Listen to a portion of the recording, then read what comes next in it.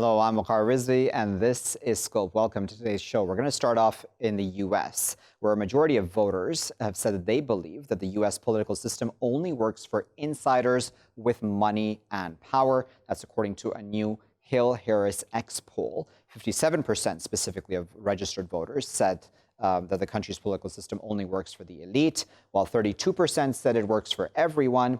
Now, interestingly, 11% said the political system works for no one, including themselves or even the elite.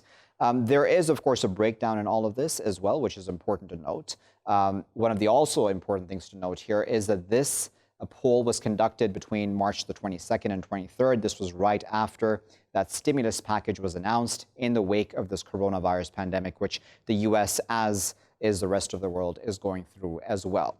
Let's discuss, of course, the consequences of what this means going forward with our esteemed panelists who are joining us now. We're joined now by Christopher Vasillopulos, who is a professor at the Eastern Connecticut State University's Department of Political Science and International Relations. He's joining us now from Groton in Connecticut.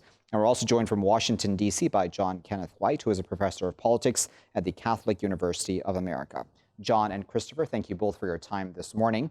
John, let me start with you. What do you make of such polling? It's been a long-standing issue, hasn't it, John, that Congress and the like have not had a very high approval rating for a number of years now. So this doesn't come as much of a surprise, does it? No, absolutely not. This has been building really for almost a decade, going back to the Great Recession and even previously. We've had the Occupy Wall Street movement. We've had the Bernie Sanders candidacies, both in 2016 and now.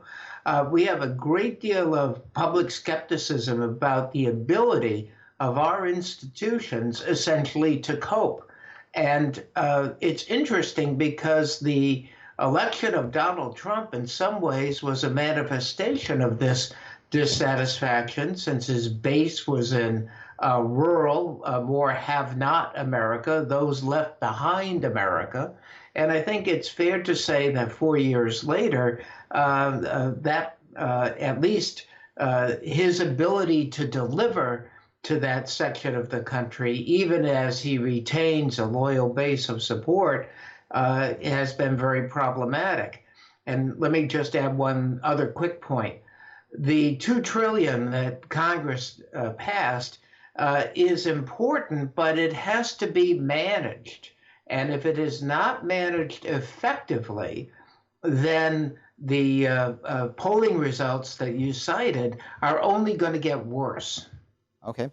Christopher, what are your thoughts on such polls? Because there is, as I mentioned in my introduction as well, a breakdown here, which there is a difference between which party lines you vote on. So Democrats, for example, are more pessimistic about the country's institutions serving the people, and Republicans are more confident about them serving the country's institutions. I believe the number of 60%, or approximately, I believe it was, Republicans said that they have faith in the political system. What do you make of that? Yeah, I generally agree that there's been a disaffection, and it's been going for a lot longer than 10 years. I believe that the establishment is a swamp, and it's been in existence in at least since World War II and the beginning of the Cold War.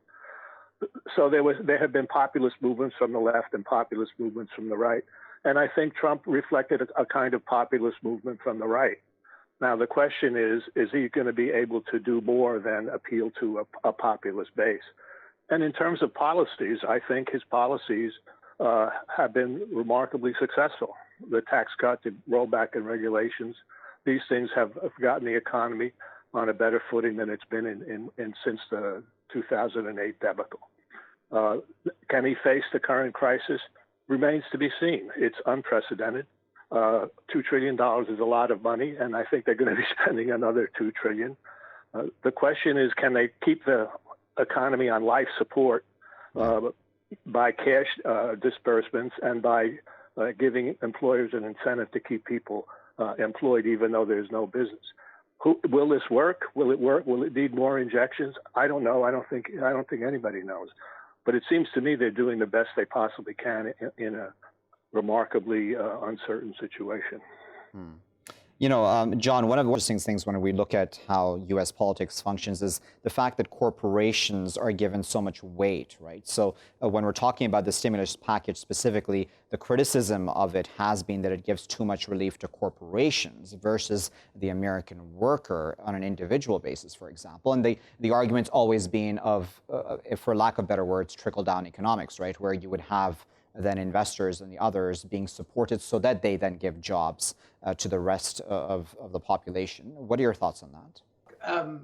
That point is, I think, quite right in terms of how the public perceives it. Any bailout of large corporations, whether we're talking about, the airlines or these other major industries, cruise lines, which were not included in the legislation, that is enormously unpopular with the public. There's overwhelming support for helping small businesses, for giving checks to individual Americans to tide them over. And look, any mismanagement, any sign of favoritism to large corporations is enormously unpopular. The columnist Mark Shields has proposed that every CEO of a major corporation be paid the same as a member of Congress is paid, $174,000, and to give up their multi-million-dollar salaries. I think that is a very popular idea. I haven't heard it expounded by the candidates, but if it were, I think it would create a great deal of resonance. Now, look, I also think I disagree with my esteemed colleague. Trump is not a popular president. He's not a particularly successful president. The public also believes that his tax package of 2017 did not help them.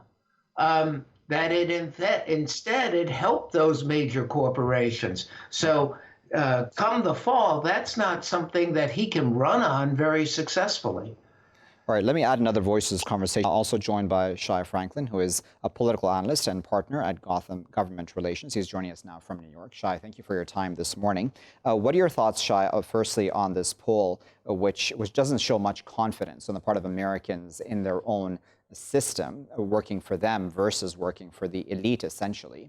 And then on top of that, what do you make of corporations and their role within the stimulus package and how much they're going to benefit off of this? Because the fear, I imagine, will remain that somebody's going to get rich off this and or get a big bonus versus this serving the American worker. American voters who feel that corporations have too much power will probably vote for the Democrat. But let me put it this way. Americans who think it's important that corporations have too much power, they will vote for the Democrat.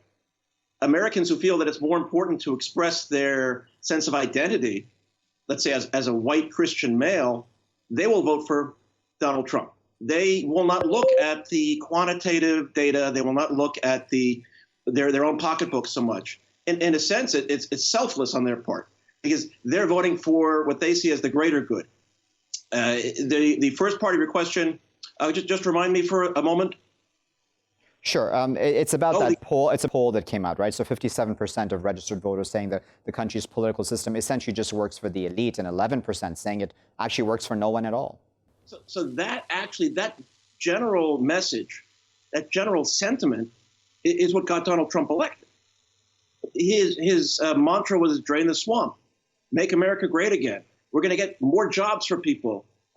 And in fact, Trump now has at his daily press briefings, he'll have a parade of corporate executives showing that he has brought them to his table. So he still says, I'm the one who can deliver this for you. For his voters, he's still seen as the outsider because they see themselves as the outsiders.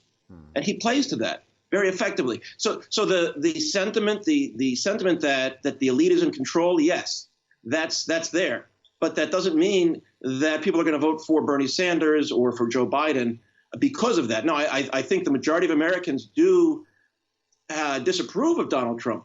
But will they come out to vote in November? And will they be able to come out anyway if there's coronavirus? They might have to go to the trouble of voting online or sending in their ballot by mail.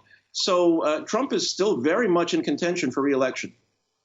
Okay, so Christopher, give us your thoughts on this. Do you think Trump is the man to be able to serve the American worker directly versus just serving corporations? First of all, I think that's a false dichotomy. After all, corporations hire millions of workers. So if they go under, then it's not only the executives that are going to go under, but it's the stewardesses, the people that clean the planes, and all that sort of thing. Okay. So let's talk about real things. The other thing about the tax cuts not helping anybody, it's the only raise I've gotten in 20 years. And my take-home pay was as a result of the Trump tax cut. Now, it was, what, $1,200, but still $1,200 is for me, is not bad. And that, especially compared to what I've gotten in the past. So I think we're running a lot of false dichotomies here. The other thing is, of course, political systems work for the powerful. That's a definition. It's a tautology. The question is, how far down the food chain does it go? And that varies system to system. All right, so then do you think, then stick with you, Christopher, do you think that Trump will be able to, as he said, drain the swamp? Because the evidence on that is still not very crystal clear, right, that he's been able to actually do that. I mean, as we've spoken of already, and the other guests have mentioned, is he still very much in pocket, or I don't know how to put that term, but in line with corporations, where you then have bosses that get huge bonuses, even at times of stimulus packages, et cetera? Like Google and Apple, they've been antagonistic to Trump from the beginning. And their employees are remarkably left-wing. Let's be real. Are they a bad corporation? Are we separating good corporations from bad corporations? You know, I think this argument is a little naive, frankly. Will he succeed? It's almost impossible to succeed, especially in foreign policy. Look, he put John Bolton in charge of National Security Council, a hawk of hawks, a neocon of neocons. He wants war all over the place. Trump, that was against Trump's avowed policy, and yet for some reason he felt obligated to put him in power. Didn't last long, but it was a disaster. It's going to be I'm not sure the swamp can ever be drained. They're just too powerful, and it includes in this country the press. Indeed. Okay, so John, let's speak about the swamp then, right, in the corporation and the establishment, as it were.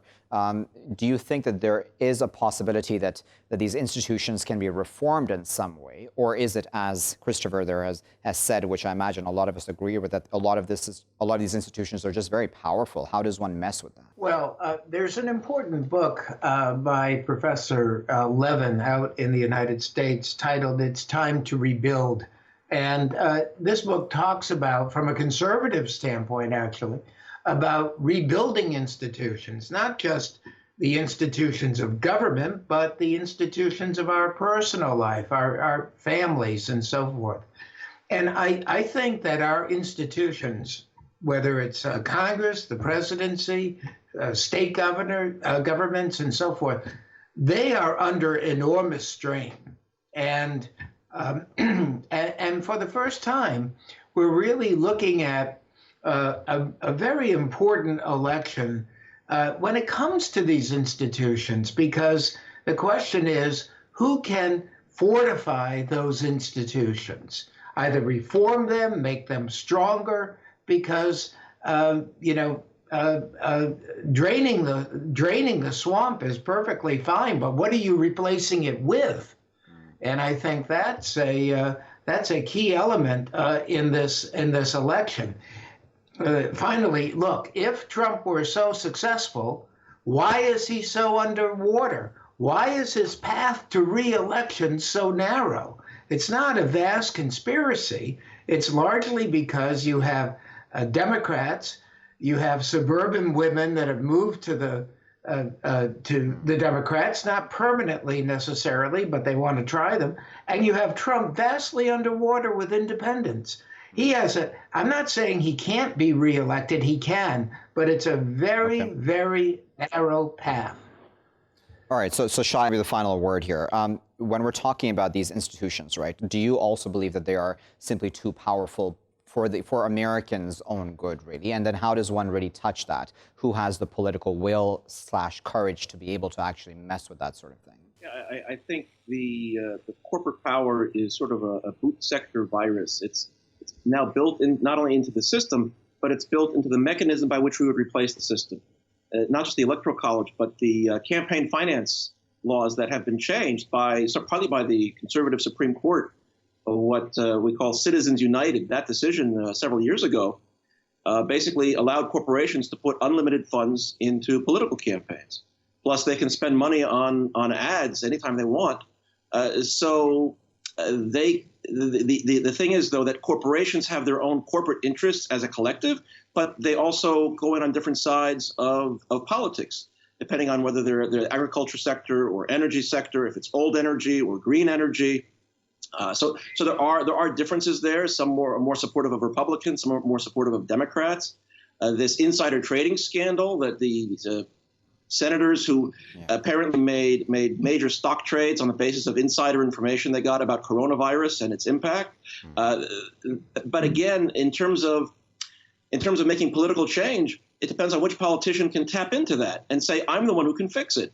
And so far, Donald Trump has been the one. And remember, 4 years ago almost, he's the one who had a narrow path to victory, narrower than Hillary Clinton's, and yet he won. So it's very hard to say. And when there's a coronavirus, like there was a Black Death hundreds of years ago of the plague, there's an opportunity for demagogues to come in and take over, to break apart old institutions. But as the other guest just said, what do we replace that with? What new swamp will be in there? And having been in Washington now for 30 years, back and forth, I've never seen the swamp as dirty and as infested as I have over the last 3 years. All right, leave it on that note then. We, of course, appreciate Shai, Christopher, and John for their time this morning and their really important insight on this topic. We've tried to give you all points of view on this because it is important, as Christopher there said too. We have to realize that, sure, we talk a lot about corporations in very negative terms, but at the end of the day, they're the ones who are employing Americans. So if they're benefiting in some way, there is an argument to be made, isn't there, for trickle-down economics, for the fact that the worker will at some point benefit from this? Or is it the other way around, that corporations genuinely are too powerful and that they just may gobble up any such stimulus to pay their bosses heavy bonuses, et cetera, even at this time of a coronavirus pandemic? And then what of just Americans' unhappiness, dissatisfaction with their establishment to begin with? I mean, 11% saying their establishment serves nobody at all. That's significant, isn't it? Or even 32% saying this, or 57%, pardon me, saying that this serves only the elite. That, again, worrying. But who really has the guts, essentially, to mess with this sort of thing? Donald Trump had come in saying he wanted to drain the swamp. Has he really been able to do that? Or is it just his voter base who is remaining loyal to him? Because we still have Republicans, even in this poll, saying that they do actually stand by their establishment. Or is this just a partisan issue altogether, which, again, is a worrying sign for the United States going forward? I'll be back with my next segment after this break. Welcome back, viewers. You're still here in Scope with me, Waqar Rizvi. In this segment, we're going to discuss the U.S. Department of Defense, which is quietly now asking Congress to rescind the requirement to produce an unclassified version of what is called the Future Years Defense Program, known as the FYDP database. Now, essentially what this means is the budget that the Pentagon wants, it wants that to be essentially made private or classified. For the public, at least. Now, this is, of course, something that has been required, as in the FYDP database being unclassified to an extent, has been a requirement since 1989 in the United States. The concern now is that for many people, it's been clear over the years, in their opinion, that U.S. national security spending has been poorly aligned, again, that's one opinion, with the actual threats to the nation, i.e. the United States, and that this DOD proposal would then make it harder for Congress to have oversight and for people, in fact, to have oversight over what exactly is being spent on in the country vis-a-vis defense spending and otherwise. Let's discuss that all further. We're now joined by Christine Sixta Rinchart, who is an associate professor of political science at Palmetto College at the University of South Carolina. She's joining us now from Columbia, South Carolina. Joining us from Cardiff in the UK is Christian Kaunert, who is a professor of policing and security. He's also the director of the International Centre for Policing and Security at the University of South Wales. Christian and Christine, thank you both for your time today. Christine, let me start with you. What do you make of this DoD request? Why make this request now? I mean, this has been a requirement, as I said, since 1989. I think the reason they're making this request is that technology has really come a long way, and it moves on a constant basis of being improved and redone. And I think that's one of the reasons for making the request, is that people are stealing and taking technology left and right. And as soon as you create something, it's obsolete, within a few months. All right, so then does this, Christine, in any way hurt the sort of transparency that Americans are used to when it comes to how institutions in their country are spending money?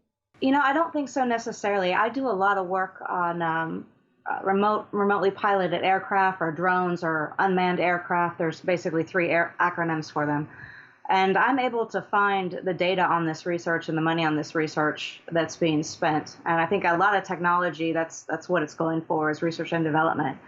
I'm not sure that everyone needs to know what the United States is spending money on a regular basis. And we know the big numbers, we know what's going on, but even when you look at the actual intricate details within the intelligence budget, there's still some blackout. And you can find a lot of that, but I don't think it's going to be a huge difference. People are still able to data mine, they're still able to find things.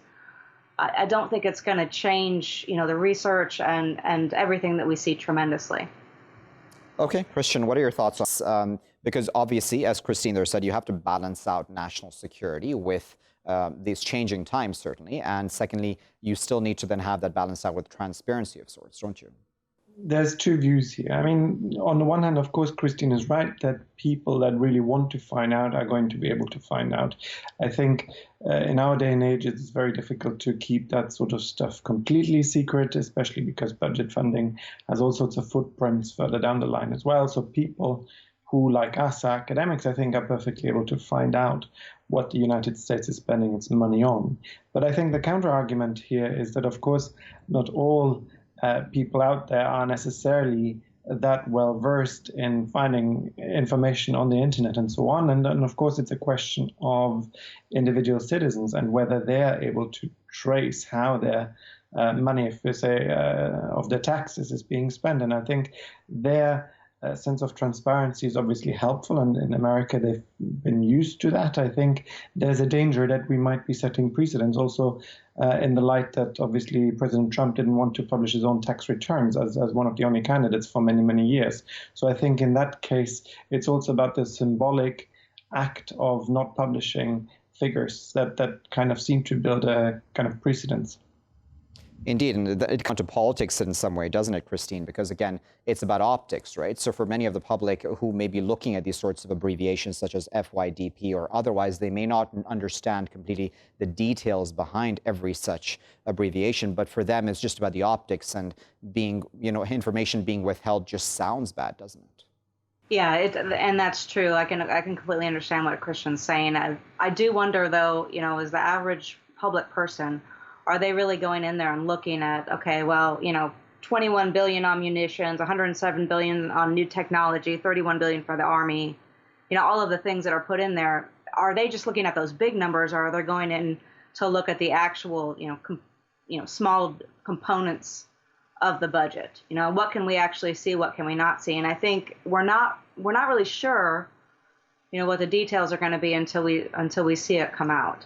We know that I think a lot more is going to be kept from the public, but there are certain big numbers I think that the public is more concerned about, that they will be able to see those big numbers, if that makes any sense. Yeah, no, it definitely does. So, one of the things that comes out of this is that if all the details were given to the public and a poll was done, I mean, I'm not sure which way it would go, but there would be concern always, wouldn't there, if we're looking at the track record, for example, of how the U.S. military has acted overseas, especially. And, there's criticism as well as support, both ways, of course, in overseas operations for the U.S. But the Iraq War or otherwise would come up in that, and criticism of the decisions that have been made in the past. Do you think all of that would play into possibly the mistrust that possibly exists right now and how money is spent on national defense as well as overseas? Of course, I think a number of those decisions have been challenged in the past. Of course, the war in Iraq had left some scars. The war in Afghanistan, to an extent, has left some scars. So I would imagine that in that kind of environment, not providing the public with full information, whether they're going to use it in the end or not, I think is immaterial, because there'll always be some people who use it, and then there will be lots of people who won't use it. But I think it's about giving them the trust that if they want to find out, they somehow can find out. And I think here you actually provide far more legitimacy for your foreign policy actions when you provide that full detail of the information, because then people feel like, well, even if they don't want to find out, they can, and therefore the decisions must be right. But then how balance that out, Christian, with anybody who would be an adversary then wanting to use that to hurt the U.S.? Indeed, this is obviously a concern. And of course, we cannot say that other powers have been as transparent about their funding as the United States have been. And I think here we would be looking at a number of powers, of course, Russia and China in particular, that haven't been. But to be honest, as the previous speaker has already pointed out, if you want to find out, you can. I'm actually fairly certain that Russia and China are perfectly aware of American spending to an extent that maybe the general public wouldn't be. So I think in that sense, just like us academics, we can find out, obviously, foreign powers also can find out, and I think they do.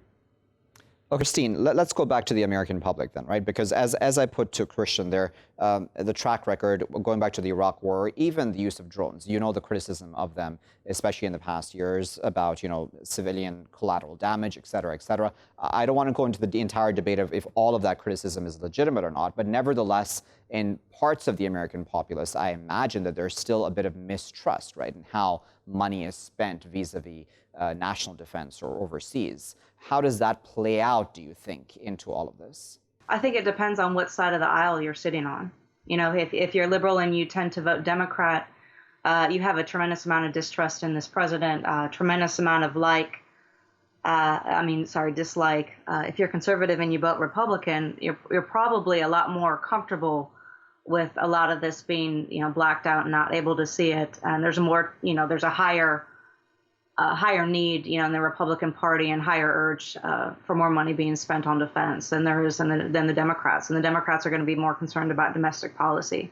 So if you look at the approval ratings right now with the coronavirus, the president's doing very well. But obviously we know that we have this huge component of the population that is very, very dissatisfied with the president. Another thing that kind of relates to this whole coronavirus thing going on is that we now know, and most countries know, what happens when an international pandemic is released in the United States. How are we reacting? What have we done? And it's very easy, just from a national security perspective, I think, and this budget. I mean, this all does kind of interrelate with one another. And this budget, to see what happens if the United States is attacked with an international pandemic. How do they react? What are the first things we do? And I think it's pretty evident, and I think this is evident in every country, but this is a lot of panic and chaos, a lot of confusion going on right now. So I think that needs to be brought up when we're looking at, the national security budget and what's going on and what's being spent and what we can see and what doesn't. We've been really thrown off guard here with this pandemic, and Indeed. I think it's a testament for a possible attack for some type of virus in the future. All right, so Christine, I'm going to give you the final word. In just under a minute, if you can. Do you think that there are enough checks and balances right now, as we're speaking, for one to then be comfortable with, fine, having this entire information being classified? I'm going to say no on that. I think we're seeing a lot of corruption and problems in our government on both sides. Everything has become so politicized right now in our country that I think there's a lot of just distrust among the American public. And I'm not exactly sure that that's just a current issue, or if that's something that's always happened. I think our country is very good in comparison to other countries with the checks and balances and the lack of corruption. But I think there's a lot of work that can be done to make sure that, everything, for lack of a better word, everything is transparent and people have a lot more trust in their government. So no, I don't think the checks and balances are as great as they should be. It's extremely political right now. Very well. We'll leave there as a word, but we appreciate both Christine and Christian for their time today and for trying to provide us the context that we need to, of course, to understand this issue, because certainly the national security interests of any country would need to be balanced with the kind of information it publicizes in the lieu of wanting to be transparent to its own citizens and to the rest of the world, certainly as well, to an extent. As both of our guests said, though, for any adversaries, that it would be simple enough to try to find this information, even if to an extent classified. But the point is that for the public, it's just about optics, right? Especially, as Christine there said, in an era of such politicized issues within the United States and such partisan divisions in that country surrounding Donald Trump and Democrats and otherwise, the optics are not good. We're just being told that information is being withheld from you would just be bad optics and negative publicity that I imagine no administration wants at this point in time. Nevertheless, it has to be balanced out with national security, as I said. So is it a fair point to say that we need to figure out how exactly to now publicize information versus keeping information classified, but then at the same time, checks and balances may not be enough behind the scenes anyways to hold anybody who is trying to be corrupt accountable as well. We'll, of course, keep a close eye on that here in Scope. I'll leave it there for now. I've been Waqar Rizvi. Thanks for watching.